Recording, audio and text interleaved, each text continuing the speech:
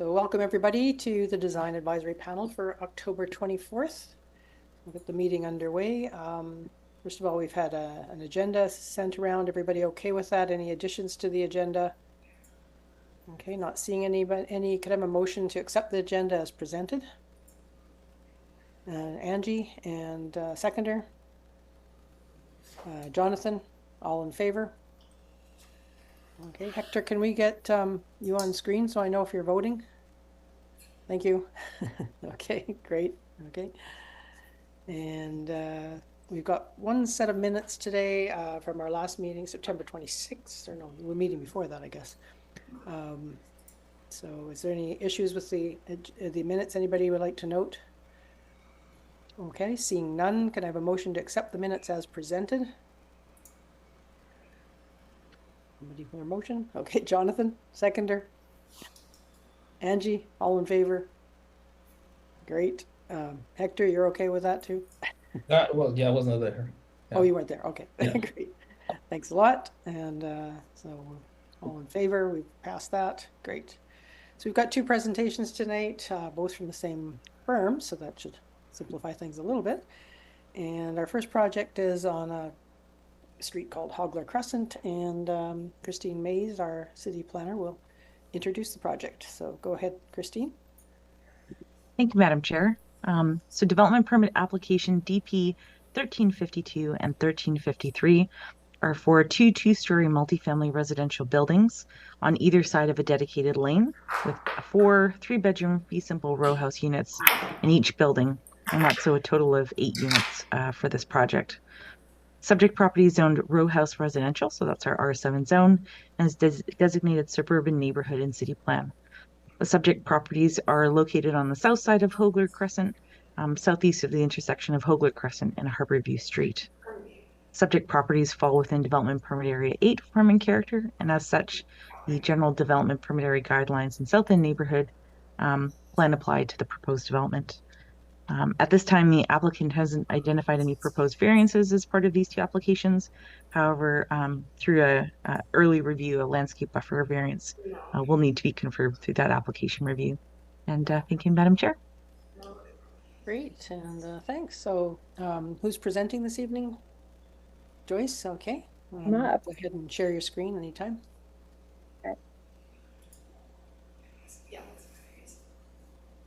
Okay. So thanks for having me. The project's, I think, relatively straightforward, so I'm not gonna labor on most of it because you guys have all had design packages, but I will try to target the main points and give you a little bit of history about how we landed on this design. So we've got Hogler Crescent running here, and then an unnamed lane running here. And this project's a little different, I'd say, than some of the other townhome developments I personally have worked on. This is a fee simple lot. So basically, the red lines are our property lines, and those are our limits. So in this case, the distance between property lines is slightly different for this unit compared to this unit. So that's one reason why we don't have necessarily a duplication of unit, but our goal was to create a somewhat similar elevation and concept around the elevation design between the two units. So there is this cohesive nature, but the reason that they're not exactly the same is because the width dimension that was established during the development of the site didn't have the same width at those locations. The other main point in the site plan that I'd like to point out is the driveways. So the driveways were set individually based on the part of the subdivision conversation. So in this location, these two middle units have one parking space in the unit and one parking space in the driveway. And on this particular site here, we have 2 end units. This unit on lot 43, and then a unit on lot 40, and then I'll even combine with lot 39 here. So the original objective, as we're coming down towards Hogler Crescent, is to create architecture on the corner instead of seeing another garage door. to maximize and utilize the way that, like, all the access to light that we have, and think about the design of that unit differently than we would if it were saddled between two other units in the middle here. So by allowing us to put a living room, dining room, kitchen on this corner, it gives this architecture something interest, something that frames this lane, but it also puts the garage doors along the lane, along the back. And it allows us to have a 2-car garage. In addition to that, it also gives us frontage on this lane. So instead of this lane becoming kind of the side yard to these two units, it actually becomes the front yard, and the units themselves are looking on for, you know, safety, oversight, an opportunity to actually utilize this lane and create more context or street context to this particular community. So that's where the concept behind that design and creating different units at these corners came from. Lot 33 is a bit of an anomaly. It's just a larger lot given some of the site topography. So in this case, we're utilizing the extra space to add a second garage. And as we come down, lot 36 is another standard sort of row house. So we've got the 3 on this side, the corner typology on facing the lane, and then a continuation of the row. I'm not going to get into the data because we need all the requirements, and because it's a fee simple lot, each site data is taken separately. So we've done 8 separate data calculations for each site, but basically we meet the requirements in terms of setback, lot coverage, and floor area for all of those sites. But I do want to switch over to this, the model. Basically just give you a little bit of idea of the scale. So as we're driving down the street, we would see the architecture at the corner here. And as we turn the corner here is where we would get the front doors. So they're really living on this lane and providing a lot of context and oversight and overlook into that lane itself. And then as we go down, we get that repetition at the front doors, highlighting them with a sort of bold contemporary architectural feature, 3 in a row, giving that repetition and patterning that we like to see. And as we go to the other side here, we also try to integrate that feature as well. And we're going back to using some, you know, kind of coastal contemporary colors. There is no design. The individual single family lots in this development don't have a specific design guideline that they have to follow. So you'll see quite a mixture of color, style, roof line, shape, that kind of thing. So the objective here was to set a sort of design idea, like design style that the owner liked and that fit well with what the community looks like, given it's kind of a mixture of buildings. There is another few multifamily residential lots that will be going in this neighborhood. So potentially this could set the character for them moving forward. But yeah, that was the goal around the architectural design. I think at this point, that was what I was going to present. Open to any questions or comments that anyone might have. Were you going to comment on the landscape at all? Frank, did you want to make any comments, or just pretty straightforward and let anyone ask questions if they have any? The landscape is a combination of what we had agreed to previously on the overall development, which was the planting of a certain number of trees, which is a function of an agreement made between us and the arborist, and that shows up in earlier agreements. So we have an agreement with the city arborist to plant 15 or 16 trees on that site, because that site was once a forest. And one of our obligations became to some level of replacement trees. And we've done that. That's what shows for the trees on those units. What's interesting is the agreement also says the homeowner and the city arborist are to agree on the species and location, etc. So that's kind of a loose element for me as a designer. So what I've shown you is what is possible, what I think is a reasonable arrangement of trees to provide color on the street and enhance some of the corner units a little differently to take advantage of the special corners, the four corners, which will be seen as you approach the develop from the one end to the other. That's kind of my guidelines. At some point in time, of course, the homeowner will meet with the city arborist and potentially adjust that maybe. They are fee simple lots, so we have to be a little careful because the landscaping ultimately will bear upon the homeowner. We have shown material on the plans which show a structure of plantings that would, I think, would look pretty good in front of that nature of unit. The grasses are there, there's some flowering shrubs, there's some minor uses of the strips between driveways and front door areas and things like that, which I think nicely separates some of those areas a little bit. But in terms of us taking ownership of number of trees, for example, that's something that's been decided already.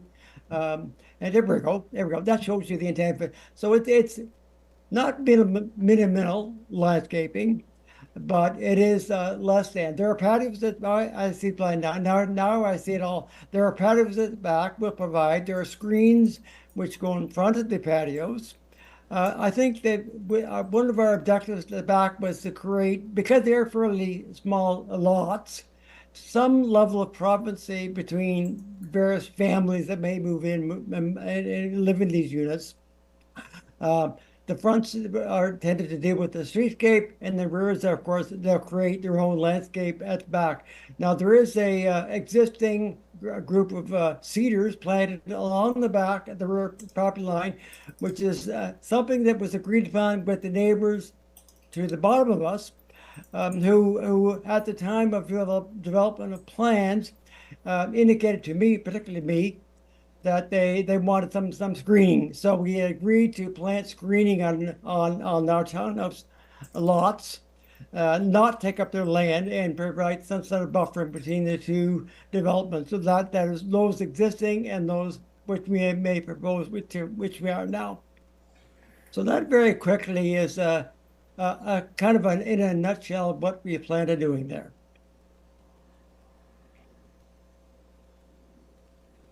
Okay, that's it then. Mhm. So does any of the panel have any questions of staff regarding this property? Okay, I don't see any, but I have several actually. So first of all, in your comments, Christine, there's some comments about a covenant on garage size and driveways. Could you explain that, please? Yes, so there was a covenant that was registered on title, I believe, through the subdivision, and so does have some restrictions on form and character or implications on form and character. And so, and I'm not sure, Joyce, if you had any comments on that as well. Yeah, I think my comment is we're hoping that everyone sees the value in the design that we're providing versus the alternative, which would be facing a garage door towards the front and a very sort of, I mean, we can add walls. We can obviously add some design to the side, but sees the value in what we're proposing in terms of adjusting what the covenant required. But beyond that, I think we're kind of looking for the feedback to see if everyone sees the value in that. We certainly do, and would like to continue in that direction.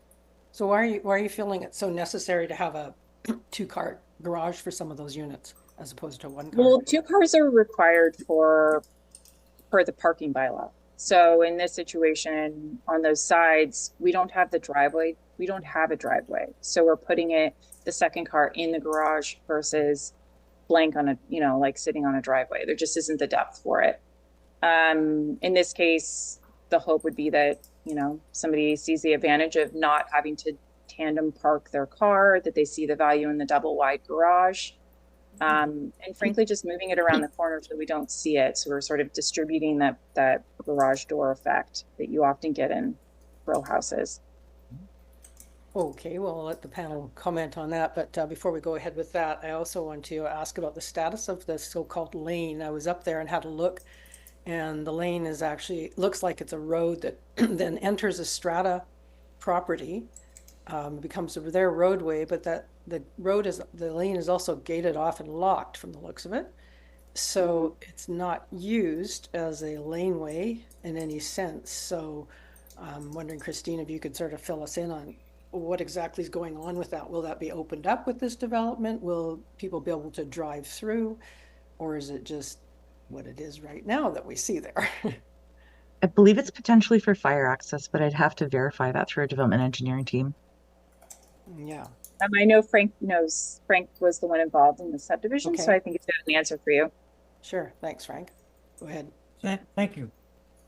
I was involved in the original layout of the subdivision, and all the public side dealing with the neighbors was very important to us. The city felt that development to the bottom of us needed additional fire or emergency access. They've only got one, which is off of, I forgot the name, sorry, senior moment. They've only got one, and it goes by the industrial area, and they felt that the fire department and the emergency services people felt they needed additional access to that site. And we have agreed to, in fact, provide that access.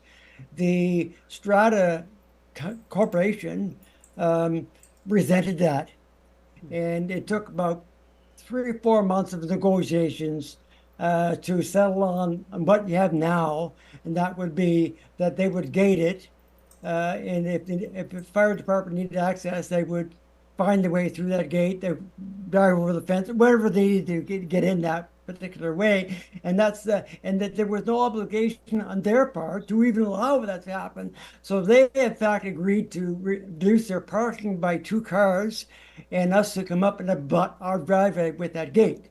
So until the city comes to some sort of level of agreement with that strata, you'll have a gate there. Under whatever our agreements are made. So it's a long story, but that's what happened with that. Okay. That's why it's there. Rather odd. Interesting. Rather odd Well, situation. Yes. Yeah, you have to make friends with neighbors and work things out. And at the end of the day, that's what we agreed to do. Now, for me, it meant maybe one less lot or something. But you know what? It's dealt with it. They're happy. Right. Okay. So it doesn't seem like a very wide lane either for cars to be backing into and so on. But anyway, I'll leave this to the panel to maybe bring up their concerns about that. And I also just wanted to know what was the plan for, there's sort of a center island there in Hogler, and part of Hogler is one way from the looks of it, you loop around. So what's going into that center? Well, they look like pretty narrow lots. The center is been zoned for fee simple lots just like this. So that's when I was referring to like setting the tone, like those would be, they access front and back. So they'd have access on both sides of that island that you're talking about. They go sort of like a through lot almost. So they're going to be like back-to-back units with it doesn't look that big. It would be like that would go row right house. across. Yeah, row houses, but garages on the back and front doors on the front. Oh, Yep. And so that's secured through that covenant. So that forming character is secured. So all front entrances are along Harborview Street, and all vehicle is on Hogler. will be on the back part. Okay. Okay, so I just thought I'd clarify that before we get going, and maybe Hector, if you'd like to bring forward your comments, that would be great. Yeah, sure. Thanks, Madam Chair. From the architecture, I don't have a lot of comments. I think it makes sense, the solution of having access to the lane. In terms of landscape, I think those kind of corners, I will try to put more landscape, more loft into it, because as you say, when you're driving into that new complex, that's kind of like what you see at the end of that road. I'm not sure what's the name of the street, but basically that's kind of like, yeah, it's gonna be very kind of in your face, that corner. And I don't know about landscape. I will leave it to the landscape architect to comment if he has good ideas on what to do with those corners. And then the other comment that I have is because the backyards are very small and they are like independent units, maybe the architect and landscape architect can consider adding some backyard fences. So each unit has their own little backyard. That's it. Thanks, Madam Chair. Okay, thanks. Angie, would you like to go? Thanks, Madam Chair. Yeah, I don't have too many comments. I actually really like the interest on the corners there with the lane. I haven't had a chance to drive down and see the lane though, so maybe there's some intricacies there. But yeah, I think if that works, then I like that it kind of breaks up the monotonous garage doors on the Hogler side there. I was kind of hoping, I guess, to see gabled roofs. I think this neighborhood is, there is a lot of variation for sure within the buildings, but this particular part of it has kind of, a mix of commercial and residential uses. And primarily what I've seen is gabled roofs. So I kind of tend to lean towards that, even with like the corrugated siding and everything. I think that looks great. There could, I could see some benefit with having like a few different colors, maybe just to kind of separate the units a little bit from each other. But overall, I think, I think it's good design, and I think that's everything. Thanks, Angie. Harry? Hey, I can't comment on the laneway. I didn't get a chance to visit this project location either. But I agree with Angie there on the roof line. Break it up to soften the overall look with some slopes. But other than that, it's a nice contemporary townhouse development. Basic, looks good. So yeah, my only comments would be the soften the overall look with sloped roof. Okay, thanks, Harry. Jonathan? Thank you, Madam Chair, and thanks for the presentation to the design team. For site design, I agree with this staff comment about considering the waste bins, maybe some sort of, just think of how those might be screened, where they're gonna sit when they're not out for pickup. And I like the idea of having the garage doors on the lane, based on the architect's justification. For building design, I agree with what the architects are saying. It's not my specialty, so I won't comment on that too much. For landscape, I think since kind of part of the architectural strategy is highlighting those corners, I think the plant material should also help contribute to that. So the corner houses don't have any shrubs right against the buildings, just the turf grass going against the building. So I think the planting design could help strengthen those corners as well. And then just the edges of the development. So the lots on the ends, if I think rather than just turf grass to the property line, since you're kind of transitioning to undeveloped land, or maybe the remaining forest that's still there, having something to help feather that transition. So maybe some native shrub plantings along the edge rather than just ending with the turf grass. Yeah, that's my comments. Thank you.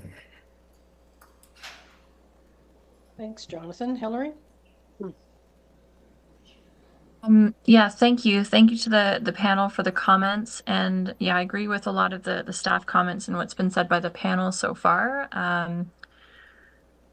I am really glad to see some two-story row houses like this with the 3 bedrooms. We definitely have a need for housing like this in Nanaimo. So thank you for that.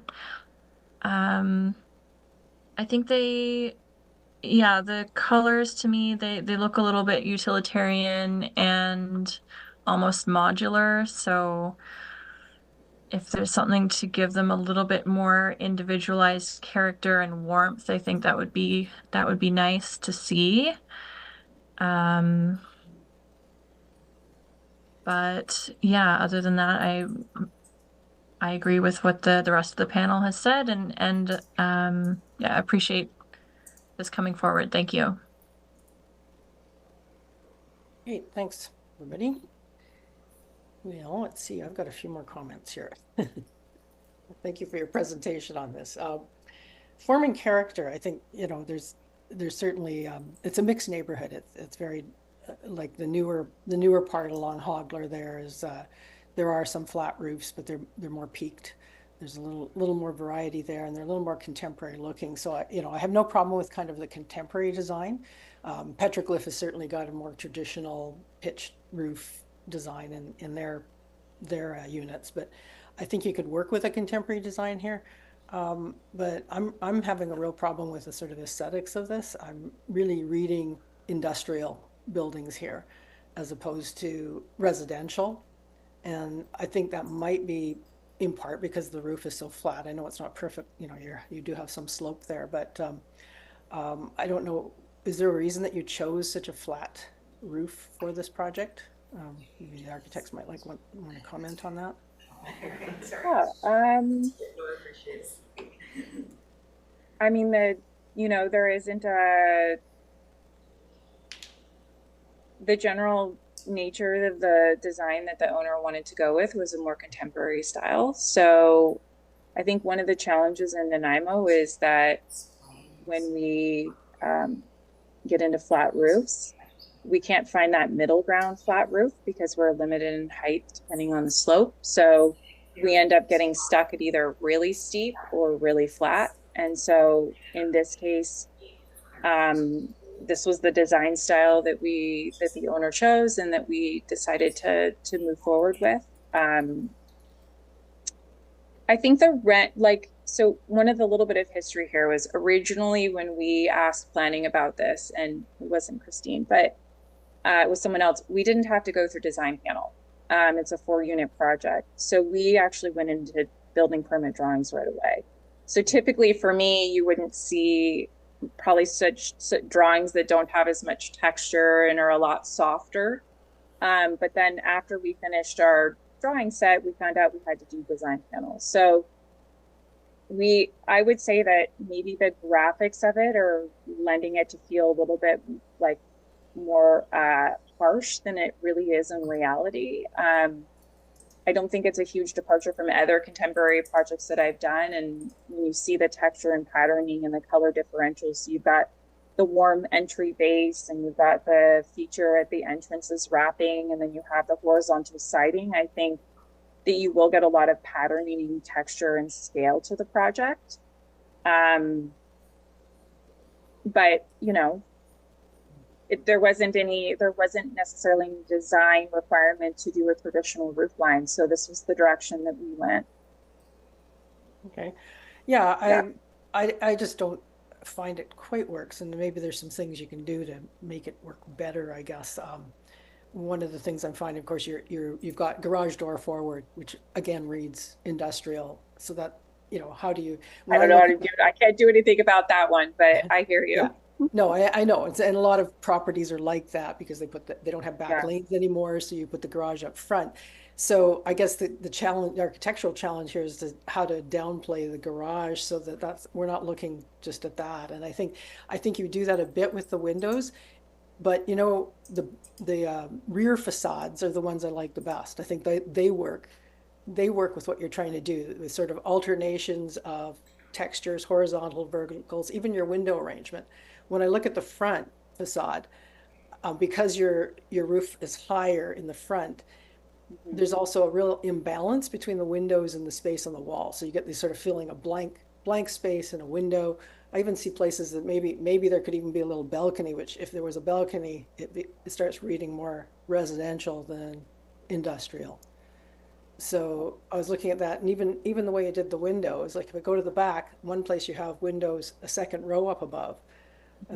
There's things that you could do with the windows that might relieve that sort of industrial look. So I understand what you're saying. I don't think the renderings weren't very helpful. Yeah, And no, we had to that's look fair. at it closely. And I like your board and batten idea, and I think there's sort of a warmth to that can work. And even your color palette's not bad. The other factor that really bothered me there was your doorways. Your entries seem really dark and hidden. And when I look at the floor plan, they're actually very narrow and very deep inset. And then you've got dark finishes around it. So I'm wondering if your entrances can even be pulled up a little more forward, or even lighter colors in there so that they stand out a bit more. So really, when I look at the front facade, I'm seeing garages and a few windows, which again reads like I'm thinking of the industrial park down at the Green Rock or something. A nice industrial park, but I don't know if that's what you're trying to get across here. So I think there's more that could be done with this to sort of give it the residential feel, and it might be just tweaking those things. I don't care for the flat roof, and I think it's a little too flat. Plus, I live in an apartment building where we worry about flatness becomes a problem when we have heavy snow loads and things like that. But I mean, that's personal taste. But I think you can still work that into this residential context with some improvements.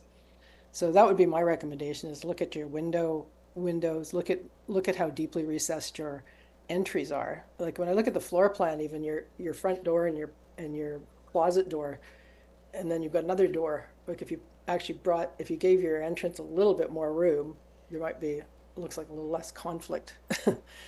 I know you're dealing with the narrow townhouse is always an issue, but I think that there's some opportunities to work there, or even add some deck space at the front, that kind of thing. So just some suggestions there. In terms of landscape, I was really happy to hear that there's some talk about putting cedar hedging along between that other property, because the petroglyph looks pretty close to the property line. Their buildings come pretty close, so I can see wanting to provide that. Are you also putting fences between each of these fee simple lots as well? Yeah, go ahead, Frank. We hadn't, I'm caught between both ways. I lived in a neighborhood where there were no fences, and we really liked it there because we and the neighbors became really close. And then the first fence went up, and the second went up, and the third went up, and we became farther apart. So I'm between yes, no, I agree with you, I don't. It go other way. Other thing, of course, is they're fee simple, which means you own that lot. And if you want your lot fenced, you will fence it. If you don't want your lot fenced, you won't fence it. I mean, well, if we had dogs, I can see someone wanting to put a little metal fence down the sides. The back is already fenced with the strata. They're fenced. But, I think it depends on what the kids, dogs or animals, or that's what you want. They fight them, fine. So I left that quite open for someone could personalize their house. I mean, quite frankly, if they want petunias in the front, they'll put petunias. They'll paint the door pink if they want. It's their house, right? Not that will, but I'm trying to give the person who lives there some freedom to do what they want. I guess. I'm not sure what the practice is in a single family residence, and I lived in one of these fee simple. I used to own one not here, in another community, and they were all fenced. And I think, because everybody has to cut their own lawn. Yeah. Sometimes in a townhouse project, you might not have the distinct fences because it's looked after by a strata. But in the fee simple, everybody's responsible even for the roofing of their own place. But there's ways of dealing with that too. Yeah, the little dividing wall that's just out the back helps divide the properties. Each unit's got a little short section of wall. That'll help. But if we really thought it was really, really important, we could probably look at fencing somehow between yards. Now, whether it be a tall screen fence, no, I don't see that. I'd like to people to be able to look down, look at what's happening behind and to the left and right. I don't want little canyons. But as a designer, I prefer it to be open to maybe a 3 or 4 foot fence maximum height. Might not be too bad, if that were a big thing. It'll be interesting to see if it works. Yeah, exactly. Curious to know. Yeah, okay. And just I didn't comment on the garages onto the lane. I think that can work, but to me, the lane ends up looking like a shared driveway because it's not used. But maybe there's a way you can deal with the locked fence, like bollards or something, that movable bollards, so it looks a little less. I mean, it's a chain link fence across there. It looks like it's guarding a prison. So it's not the most attractive thing at the end of that. So the lane could be it's just too bad that it has to be used as a road because it could be worked into your overall, property in a better way, but you're sort of stuck with what you got there. And my only concern with the garages in the back there was that the poor people who buy those have their patio off their garage. So their backyard has to be accessed. They have to cross through their garage to get to their backyard, or what little backyard they have, which is rather odd to me. But if you're wanting to do a barbecue, you have to run through the garage every time you want to barbecue or something. If you look at the interior design wise, we expanded the length of the garages to be quite a bit longer to accommodate a passageway through the back front of the cars. So if you park there or became storage or your workshop or whatever it may be, you're right, that's the way out. Other than the patio doors, Yeah, I mean, Maria, I think it becomes a situation of priority. So for me, it was about prioritizing the light, the space inside the corner, getting those garage doors off the front, utilizing the entire length of the lane, and then allowing there to be outdoor space for the unit. You can still grow vegetables and things like that, but that is playing a higher priority than the direct access to the outdoor space. Yeah. No, I mean, my hope was sort of that this lane kind of became part of their unit, with basketball hoops, and it's a safe area that people can look out on in the front That's doors. what I mean. Yeah, it's too bad it's right now a roadway. Yeah. Like if you could close it off, it'd be great little amenity area for everybody to use for sure. So, anyway, and I guess it's owner chooses to buy a place where they have to access their patio through the back, through the garage. Maybe they like that and they'll use the garage as a workshop and of course park on the street, which there's not a lot of parking space on the street. So there's the rub, but anyway, good. Okay, so I think we probably have a few recommendations for you, and I see you're not asking for any variances at this point. So I think we've had a number of comments on the roof line, so consider ways of softening the roof line in ways that might complement the neighborhood better. Consider screening the waste bins with, I'm not sure, appropriate, how would you want appropriate materials? Does that sound okay, Jonathan? Yeah, I mean, the waste bins are going to go in the garages. They'll be in the garages. We don't have a comment. It's individual. Yeah, wouldn't it be individual pickup there? Yeah. Like city pickup? Yeah. Yeah.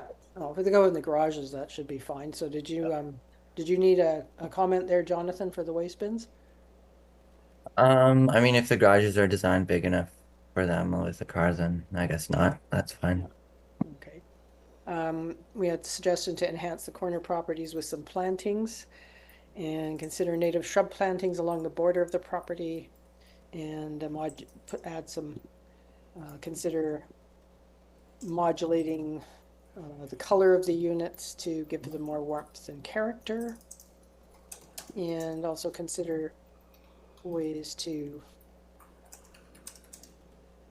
enhance the residential nature of the building, to downplay the industrial look. And I gave you some suggestions there. We won't be that specific. You can see what you can do there, and just to work on the appearance of the work of it. So that's in total 5 recommendations, and there's no variances to approve at this point or consider. So Would somebody like to recommend that we approve the presentation as presented and with those 5 recommendations? Motion from Jonathan, seconder, Hector, and all in favor. Great. Okay. So thanks, Joyce, and your team, and I guess you're hanging around for the next one. Yes. Right. Okay. Yeah. So we can just move right on, I guess. So our second project this evening is property on Metral Drive, and again, Christine Mays will introduce. Go ahead, Christine. Thank you, Madam Chair. So development permit application DP 1356 is for 2 multifamily residential apartment buildings. That's a 5-story building fronting Metro Drive, as well as a 4-story building at the rear of the site, comprised of a total of 89 dwelling units. And this was a rezoning that was recently considered by council and approved a little earlier. The subject property is zoned residential corridor 1 and is designated residential corridor in city plan. The property is located on Metro Drive, and that's north of Turner Road, and at the intersection of Metro Drive and Dunbar Road. Subject falls in within Development Permit Area 8, so that's our form and character again, and the General Development Permit Area Design Guidelines apply. There's a number of variances for this one that are being proposed, so increased height of a retaining wall, increased building height, reduction of the landscape buffer along the rear east lot line, reduction of the number of parking spaces, and also an increase of the percentage of small car parking spaces. And then happy to take any questions if there are any. Okay, and you can go ahead. You're presenting again, Joyce? Just, Critty, okay, and share your screen then. Thanks.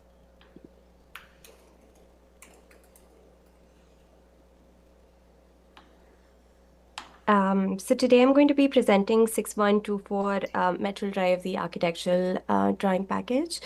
So overall, in this proposal, we're proposing 2 multifamily residential buildings. The total number of residential units being proposed is 89.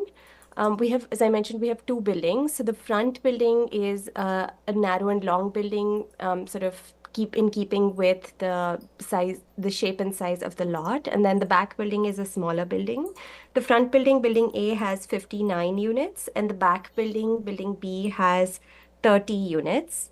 In terms of the unit mix, we have 20% studio units, 40% 1-bedroom units, 38% 2-bedroom units, and 2% 3-bedroom units. So essentially 1 and 2-bedroom units, and our larger units are located on the front building, and the studio and some of the smaller units located in the building in the rear. In terms of parking, we have a total requirement of 121 parking spaces, and we're providing 115. So that is a variance of 6 cars or a 5% variance. So I think I'm just going to jump over to our site plan and walk you through really quickly walk you through the site plan as well as the floor plan. So here we have Metro Drive, and we have a vehicular entrance from here.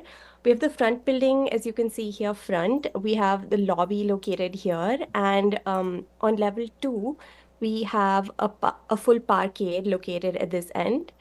This lot has some grade as well, so it slopes up as we go towards the rear. So as we go further up, we have some surface parking located here, and then we have the back building with some surface parking as well as underbuilding parking located. In terms of the number of stories, the front building is a 5-story building. It has 3 levels of residential, 1 level of parking, and 1 lobby level. And the back building is a 4-level building. It has 3 levels of residential and 1 parking level. So if I move up to level 1, this is our level 1, and you can see it's a really small level. So this here represents the footprint of the building, and we have this small section here added in as level 1. One of the reasons why we had to add this level, and I'm going to maybe quickly switch over to a schematic of I'm just going to move this around. Schematic of a section through this lot to explain this. So here you can see the lot has some grade, and so we have Metro Drive right here, and then you have all this slope going up. So we're using this entry level and a small portion of it to sort of mitigate that slope and create an entrance and a part of a single unit that faces Metral. And then we have a level 2 parking, which goes sort of all across here. And then as you go towards the back of the building, all you can see is the parking and 2 levels above. So much of the 5 levels gets pushed, 2 of the 5 levels actually gets pushed into the grade. And then as we go further back, we have 3 residential levels and surface parking of the back building. So I'm just going to quickly jump back to my drawing here. So if I move on to level 2, you can see here that we have our driveway and a parkade primarily located in the front building. In addition to the parkade, we also have some service rooms located at the back here. And in the front here, we have an amenity space, part of a townhome, and both an indoor and outdoor amenity space. And as I understand, this amenity space is going to be usable by all the residents in this development. This is over 1,000 square feet, and it has an outdoor section of around 250 square feet. As I go further up, this is level 3, and this is our residential level. And in the back here, you can see that this is level 1 of the back building. It has a bunch of surface parking as well as under building parking. We also have a trash area located here, accessible to both the units. Another piece of this is that we have a public access roadway, public dedication roadway and walkway running through the lot. And as I understand, this roadway network is to be continued further to the south of this lot. But if that does not get continued, we also have located on this lot a fire truck turnaround located by this highlighted zone. So if the roadway network does not continue, like a larger vehicle like a fire truck, or in this case a trash truck as well, could come in and turn around in this zone and then exit the lot. As we go further up on levels 4 and 5, we have more residential on both buildings, and level 6 is residential on the back building here. Maybe I'm going to quickly jump over to the 3D model just to give you a sense of, just to sort of walk you through this. So we've gone with an overall contemporary design style, and we have a really long building on the front building, but the part that gets seen by the street is just this front piece. And then we have a back building sitting at the back as well. So some of the features we focused on was to highlight this piece, which is the entrance and lobby. So we tried to create a different shape and color and texture for that zone, as well as this zone, which is the amenity space. And then the other thing that we've tried to do is break up this building into smaller pieces. And you can also see how the building is set into the grade. So you can see 5 levels up front here, but as you move on and I turn around and you look at the back here, you can only see the parking level as well as the 2 levels above. And with the back building as well, this corner here has been highlighted with the entrance located here. And then we have 3 levels of residential above the parking level. Now, if I quickly jump over back to, maybe the final piece of this I'd like to explain is some of the zoning related points regarding the data. So in terms of FAR, we are applying for a tier 1 additional density. So we're allowed 1.25 and we're proposing 1.16. In terms of lot coverage, we are allowed 60% and we're proposing 40. In terms of building height, I think we're allowed 14 meters and we're proposing a building that's slightly under 15. So we're going to we're requesting for a variance of less than 1 meter. I think some of the other variances that we are requesting is a parking variance of 5% and a parking ratio, a small car ratio increase variance of 10%. And then because of the grade of the lot, we do have some retaining wall variances as well, but we've tried really hard to keep that at a minimum. And we do have some landscape buffer variances, but these were, and I'm going to just quickly move back onto the site plan here. So our landscape buffer variances are mostly in the zones of creating these exit walkways from our exit stairs that are located on the sides of the buildings. And other than these zones, we don't really have any other variances. So I think that is all for my part of the presentation. And to complete our presentation, we also have landscape today as the final part of our presentation. Thank you.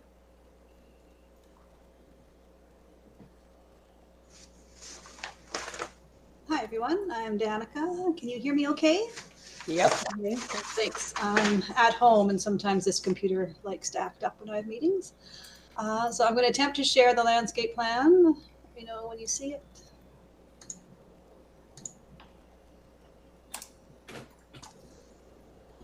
Okay. There.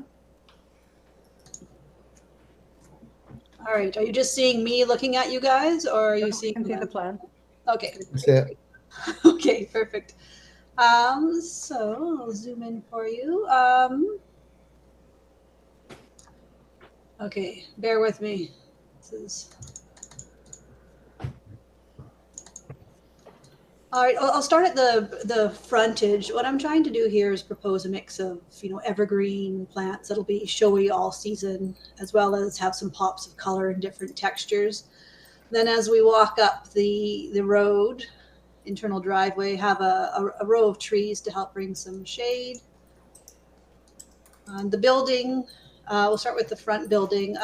Around the boundary of the buildings, I like to propose a river rock border just there for maintenance and to help control some of the other issues that are common with large residential buildings like this, as well as act as hopefully a fire buffer if that ever became a problem. So like Krithi was saying, we've got the pathway up here that will hopefully in the future become a connection when this lot develops here. So for now, instead of putting trees in that area, I'm showing a resident garden.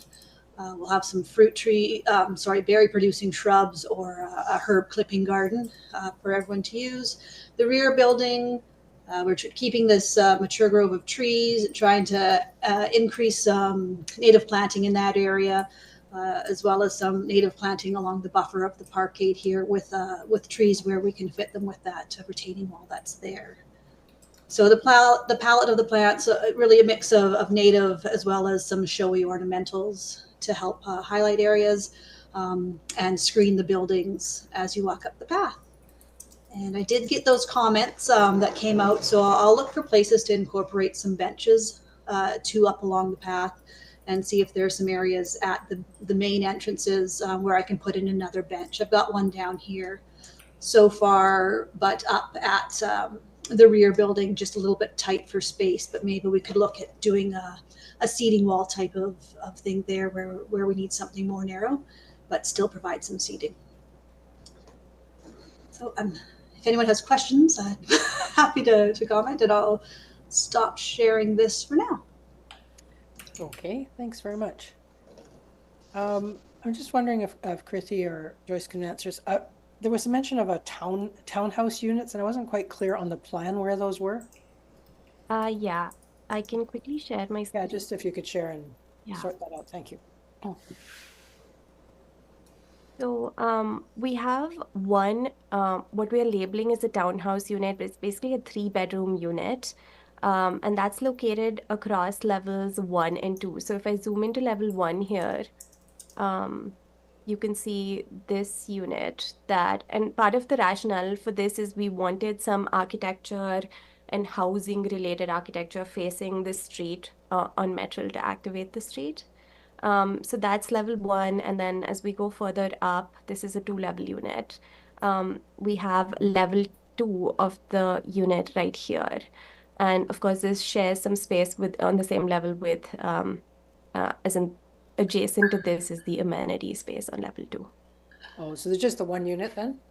It's just the one unit, 1 3-bedroom unit. That is correct.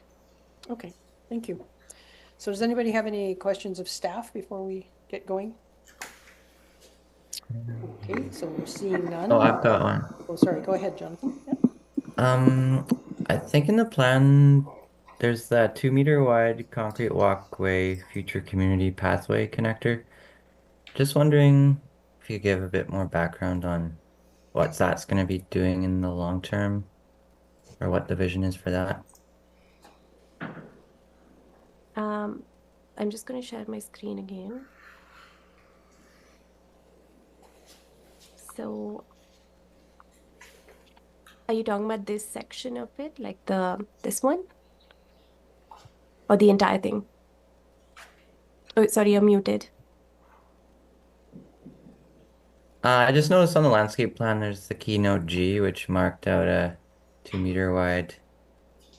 Yeah, a little history there. That was a city required connection. So the hope would be that, or I guess the intention would be that when the lots behind this develop, that there's a connection through to that road. Yeah. So ultimately, there will be a connection to Pine Ridge Crescent. And so there is an on-site road network. And so that's, I think Krithy mentioned that, where the roadway sort of connects. So there will be a loop eventually here. And then this is the on-site pedestrian feature. And so it will connect through to the lots down to the south, but also to Pine Ridge Crescent. Okay, so I guess like in the top right corner, there's those little planter beds. It would, in the future, those would be removed to extend that walkway. Is that That's right. okay? Thank you. Okay, well, do you want to start off, Jonathan? Since you turn your mic back on. Yeah, I can start off.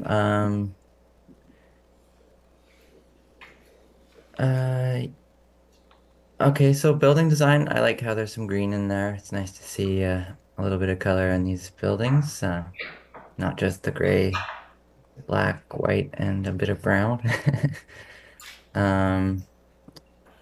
For the landscape, there's on the south elevation, there's kind of those sort of blank walls where the building meets the ground. I guess those are the walls for the parking garage. I'm assuming. So I'm wondering if there's anything you can do to sort of break up that sort of continuous blank wall. I don't know if it's possible structurally to have some openings in there to get some natural light into the parking, but yeah, I guess those are kind of at the pedestrian level, so it's nice to break that up a bit. I liked in the planting plan, there was some taller columnar trees along the edge of the development, which would help sort of screen the taller building to the neighbors, the sort of single family residential neighbors next door. So that's good to see. Yeah, overall the planting plan, it looks pretty good, species and design. I think it's gonna look pretty nice. And yeah, I didn't like see a specific spec for the bike rack, but just sort of based on the plan icon, it looks like kind of one of those single racks that has the multiple sort of slots to put the tires in. I think it would be good to consider swapping that out for those sort of the individual racks, a row of multiple individual racks. Yeah, I think I will just for the bigger cargo bike, e-bike. Yeah. Now they just don't fit in the other ones now. Okay. Let's see. The variances. So I was kind of having difficulty sort of visualizing the retaining walls just from the renderings, just getting a sense of, I guess a 2.5 and 2.8 meter height could be a bit visually imposing at the pedestrian scale. So I'm just wondering, I guess it's a question like what's kind of your strategy for mitigating that sort of imposing of how that'll impact people walking through the site. We have sections along the larger retaining walls that have space for landscaping. So our intention is to use landscaping to sort of mitigate that feeling of height in some sections.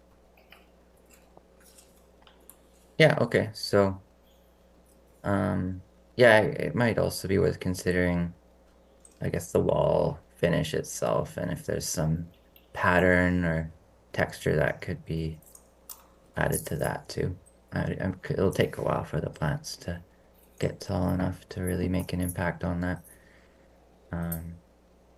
And yeah, I will.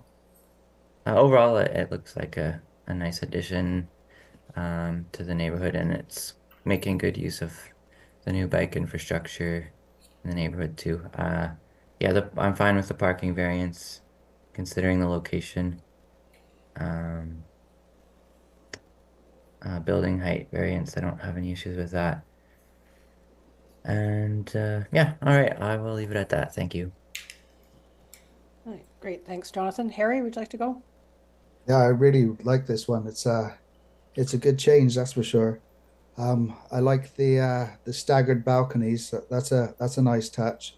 And when you have the balconies in a row, I like the flow of the accents. And the accents on Metro Drive too look really good. It flows really well.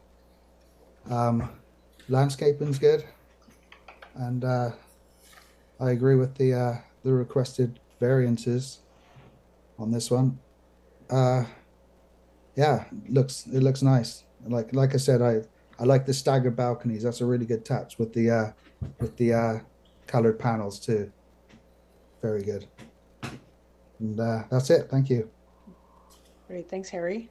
Hector? Thanks, Madam Chair. Yeah, thanks for all the architects and landscape architect for presenting the project. I have a question for the architect actually. Why did you decide to actually, when you are dividing the buildings, the building on the back, building B, to rotate it 90 degrees instead of keeping like kind of the same long narrow building from building A?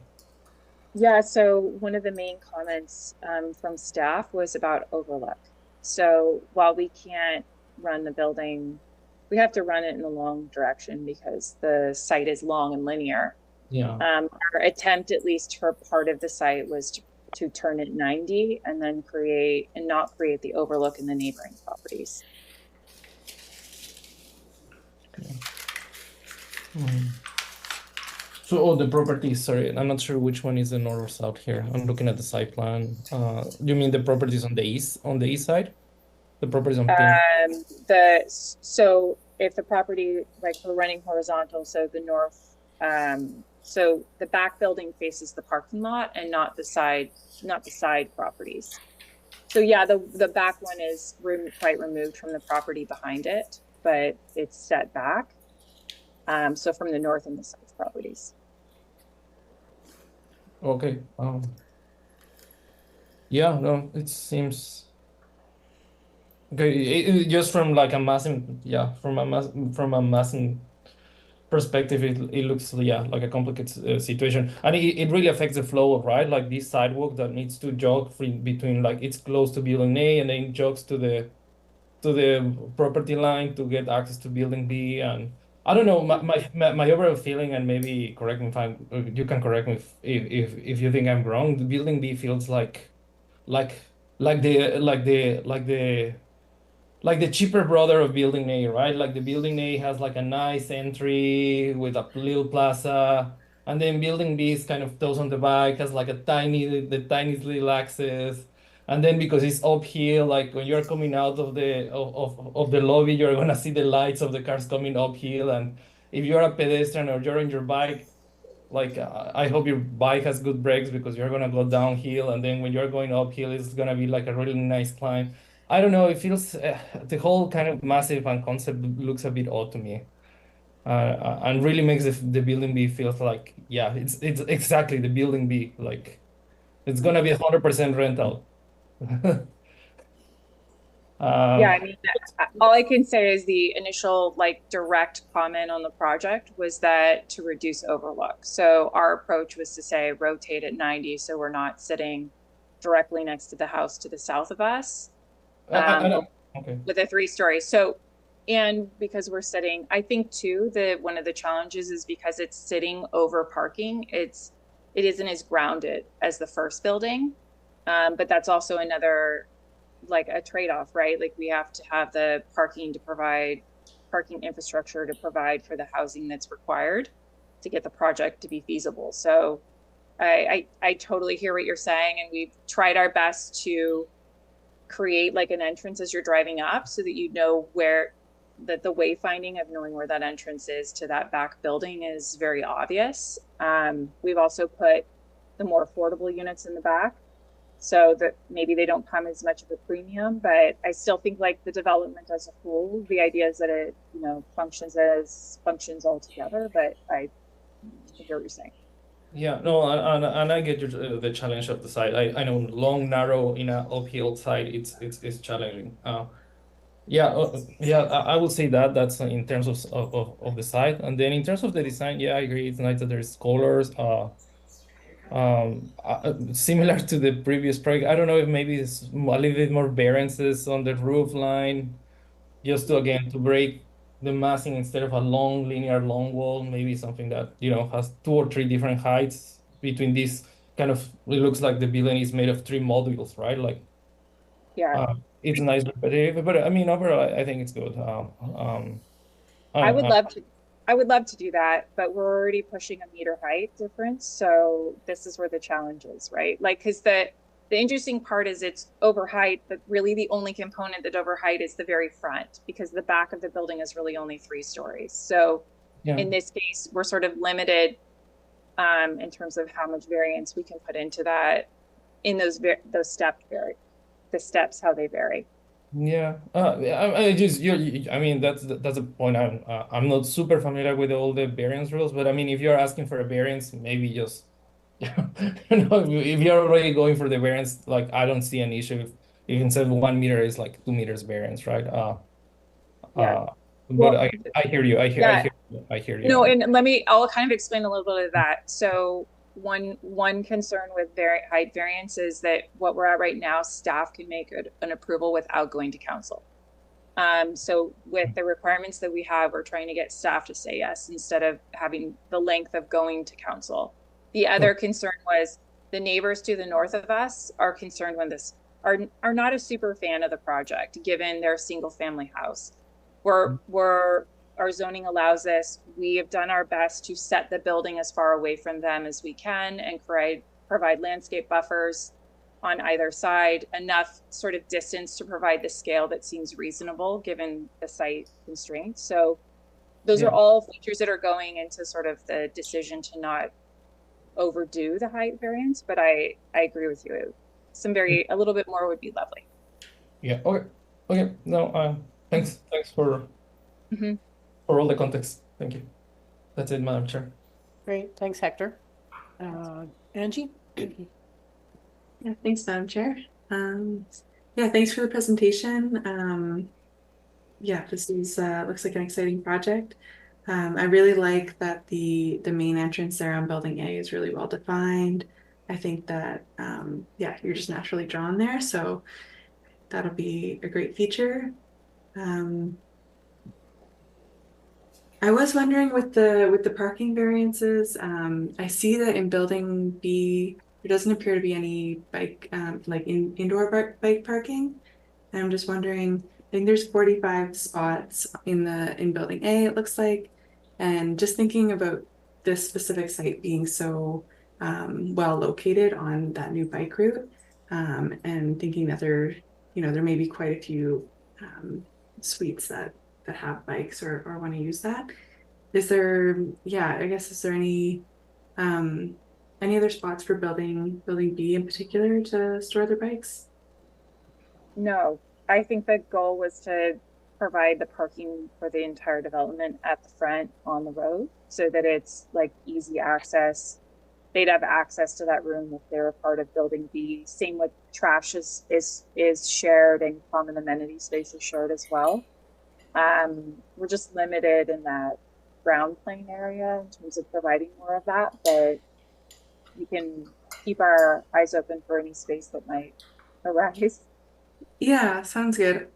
I mean, interior is always, you know, it's nice to have the secured storage, but even exterior space, if there's extra corners and spots to toss a few more bike racks, I think that will be helpful for this, yeah, this route in particular. It's really popular. But yeah, otherwise, similar to what everyone else has kind of said, it's nice to see a bit of a pop of color there.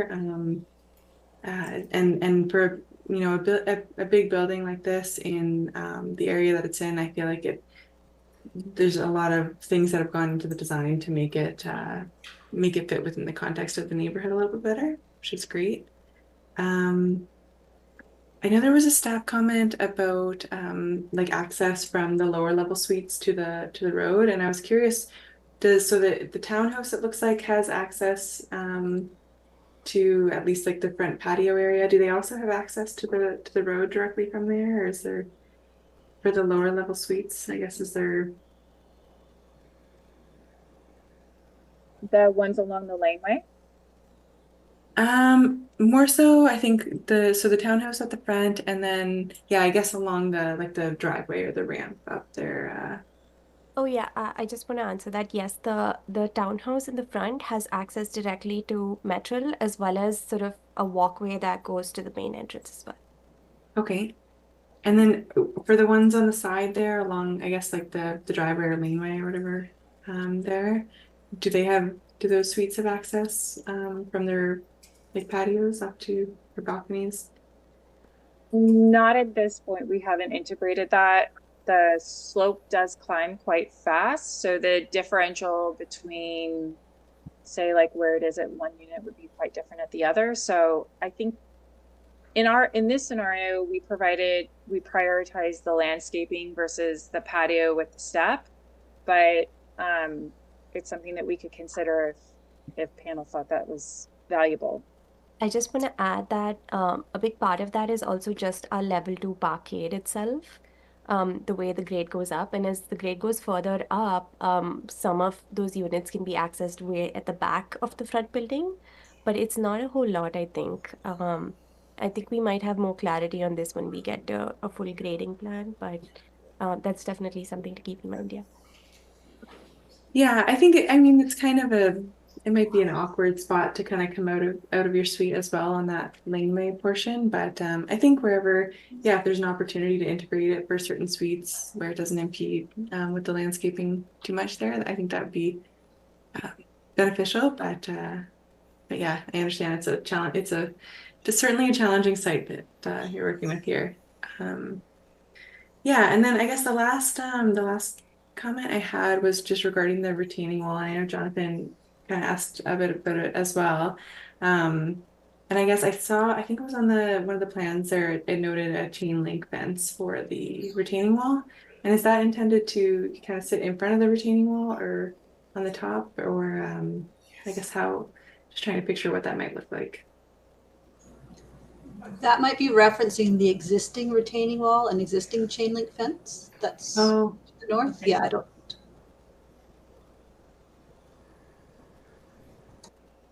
Okay. I guess in terms of the retaining, kind of like that main retaining wall coming down the laneway, is the idea for that to be like poured concrete, is like stone? Is there a fence element to it? I guess I see here some, in some buildings they put a chain link fence in front of a retaining wall, and what happens is on a windy day, garbage blows into it and then nobody can get it out. And so we just want to make sure that there's some thought given to, with that being so kind of prominently featured, some thought to kind of prevent anything like that from happening.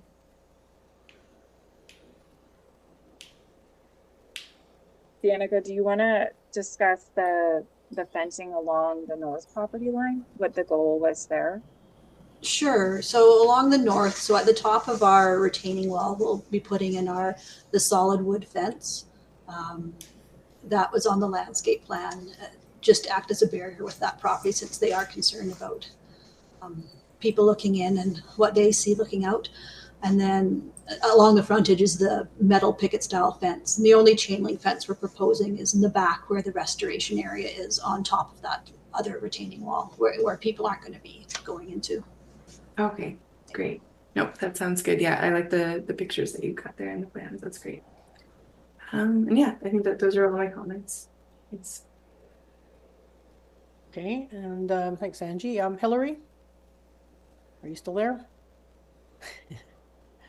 Go ahead. Sorry, yes, I am still here. Yeah, I thank you for the presentation. I think we've had a lot of really good comments from the panel so far. I do like that this building seems to have some more character and color and attention to detail than a number of other multifamily buildings we've seen come through recently. So I really appreciate that, and definitely some needed density. And I support the variances. I am taking away from this the comments about the length of time that it takes to bring variances to council, and I think that's a really important thing to note, because if there's something we can do with that process that can help it go a little bit quicker and lead to a better project in the end without causing that time delay, I'd be interested to figure out how to help make that happen. But in the absence of being able to do that for this, I think you've done a nice job with it, and appreciate the staff and panel comments on this and the proponent. Thank you. Great, thanks, Hillary. So yes, okay. Finish up with mine here if I can still talk. Okay. Actually, don't have much to add. I just want to say I think it's a really lovely building. I think you were challenged. You have a very challenging spot. Infill projects are always a challenge, and this is a very long, steep lot. And I actually don't mind having the building be. I think it kind of helps. It breaks up that the bulk of the building a bit, and gives you. I don't know. It seemed to work. It worked for me, and I think you did a great job of trying to get rid of the uniformity, like having entrances on the corner and staggering the balconies and so on. My only concern with the balconies is a lot of them don't have shelter over them. I'm not sure if that, but I don't know how you'd put that in without really substantially changing the design. But I think your color palette, the way that, the variation of materials, it's a very attractive looking building, fits really well in that neighborhood. So really good work, and I look forward to seeing it built. So I have nothing else to recommend. Okay, and I also would have no problem with the variances. So I'm not hearing any concerns about the variance here. So that's good. So I do have some recommendations, though. First of all, consider ways to break up the blank wall on the south elevation, perhaps by I won't even put what it is, but I'll just say consider ways to break up the blank wall on the south elevation. Jonathan gave you some suggestions there. I don't think we need to list them. Consider using multiple individual bike racks. Consider adding texture to the retaining wall finish. Consider the addition of more bike racks, especially near building B. And consider providing direct access to the outdoors from the ground floor suites where feasible. Okay, so again, I think considering the slope, it's not something we want to really strongly recommend, but if there's a possibility of that, it would add to the building. So those are five recommendations. Is everybody okay with that on the committee? Okay, so with that, if I can have a motion to accept the proposal as presented with those 5 recommendations and approval, support for the variances. Can somebody make that motion? Harry, and the seconder? Angie, and all in favor? Great. Okay, it's all done. So thank you very much. Appreciate you guys coming in and presenting those 2 projects today. So good. Thank you. Excellent. Okay, we can adjourn our meeting. If somebody wants to make a motion to adjourn the meeting, I don't think we have any more business this evening. Motion from Jonathan, seconder. Angie, all in favor? Okay. Well, thanks everybody, and see you next time. And don't forget to put in your comments about our year-end event. So talk to you soon. Everyone. Okay.